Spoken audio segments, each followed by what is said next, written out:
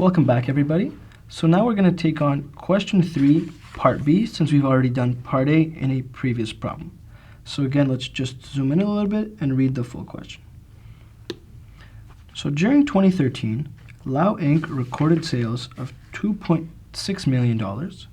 They recorded sales returns and allowances of $80,000, and salesperson's commissions amounting to 4% of total sales. 40% of sales are for cash. However, only 25% of sales returns and allowances are from cash sales. Based on agent trade receivables, bad debt expense for this fiscal year is $15,000. The net realizable value of trade receivables was $100,000 at January 1st, 2013, so at the end of last year, and $125,000 at the end of this year, before write-offs and bad debts expense were recorded. So let's go through our 2 required problems and we'll start solving.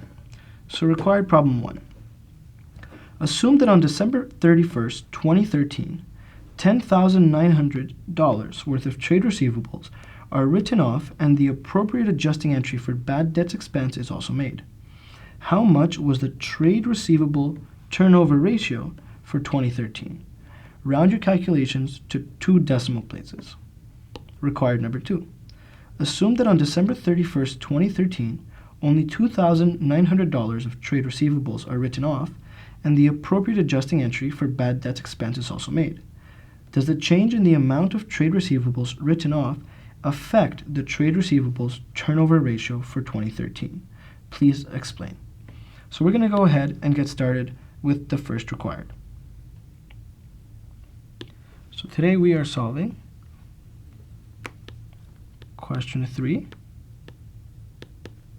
part B, and we're looking at requirement 1. So we've been asked for the trade receivables turnover ratio. Trade receivables turnover ratio, which is equal to our net credit sales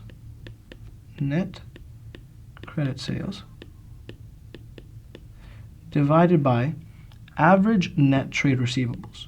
So that's our beginning net trade receivables plus our ending net trade receivables, all of this divided by 2. So let's get started and find each one of these items.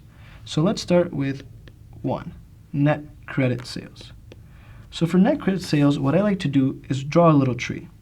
So we know that we had $2.6 million in credit sales.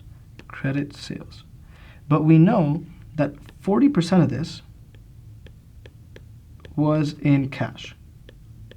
So this tells us that the other 60% was in credit, which is what we're interested in. So we're going to do this calculation. Secondly, we want to take away the sales and all the other returns. So we can also create a very similar tree. So we were told that $80,000 were sales and returns. Sales returns and allowances. And out of this, we were told that 25% were cash. That tells us that 75% were done on credit. So our net credit sales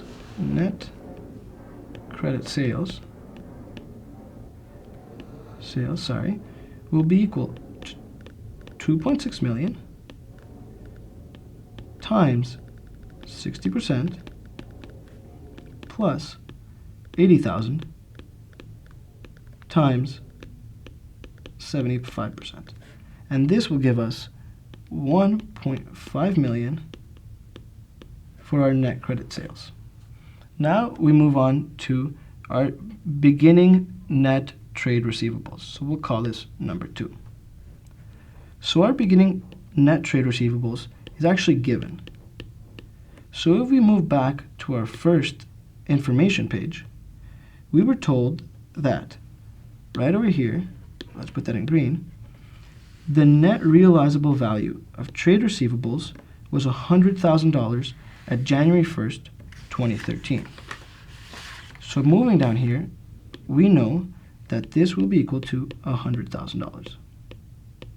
So the only thing we're missing now is number 3, which is our ending net trade receivables. So this one is a little bit trickier. We were told, right over here, that before write-offs, we had a balance of $125,000. However, we have to be careful because during the year, there were write-offs of and I'll highlight that in another color, $15,000. So we can't forget about this amount when we calculate our net trade receivables for the end of the year. So we were told that we had $125,000. However, that was before write-offs, which equaled $15,000. So this brings our end of year net trade receivables to $110,000. Now to simply solve our ratio, we plug everything in. So we had 1.5 million, 100,000, and 110,000. Our net credit sales divided by our average, which is our beginning sales plus our ending sales divided by 2. We were also asked to round to 2 decimal places, so our final answer will be 14.29.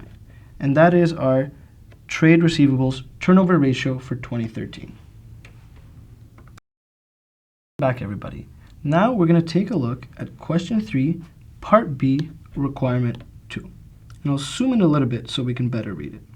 So what the question says, assume that on December 31st, 2013, only $2,900 of trade receivables are written off, and the appropriate adjusting entry for bad debts expense is also made. Does the change in the amount of trade receivables written off affect the trade receivables turnover ratio for 2013? Explain. So let's move on to a white page and break this down. So we previously saw that our trade's receivable turnover was equal to our net credit sales over the average net trade receivables. This is broken down into the beginning trade receivables and the ending net trade receivables. In this case, they're asking what would happen if this number had been affected, or in this case, it had been changed.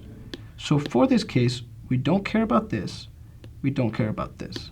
So let's focus on that. So we saw that our ending net trade receivables were as follows. $125,000 minus, $15,000 were equal to $110,000. And this is the number that was used in our calculation. However, the question asks us, in requirement 1, we wrote off $10,900. How would this change if we only wrote off $2,900? So let's recreate our journal entries and see how that would affect our numbers. So to start, this journal entry would look at the following. Our bad debt expense, $10,900. Our allowance for doubtful accounts would also be $10,900. However, in the new scenario, our bad debt expense would be only $2,900, and our allowance for doubtful accounts would also only be $2,900. However, what we see here is that none of these actually affect our trade receivables. In this case, we only have our bad debt expense and our allowance for doubtful accounts that are impacted. So what does this tell us? This tells us that there would actually be no change in our ratio. No change in our ratio because this change does not affect our net trade receivables.